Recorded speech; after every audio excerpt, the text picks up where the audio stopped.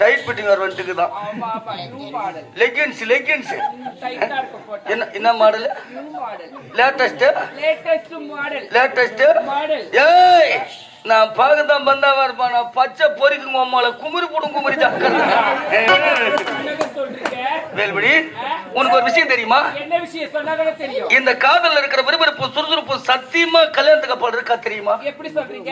ஏன் இருக்கா தெரியுமா? ஏன் இருக்காது? கல்யாணம் பண்ற இங்க இருந்து பாக்குறது ரொம்ப லட்சணமாவே இருக்கும். எப்படி இருக்கும்? ரொம்ப லட்சணமாவே இருக்கும். கண்ணாடி மாளிகை மாதிரி இருக்கும். ஆனா கல்யாணம் முடிஞ்சு 2 வருஷம் கழிச்சு பார், ஆம்பளைங்க நாங்க எப்படி இருப்போம்? எப்படிங்க இருப்பீங்க? உங்க அம்மால வவ்வால் மாதிரி தூக்கி போய் கடுப்பட்டி பாய் முடியும்.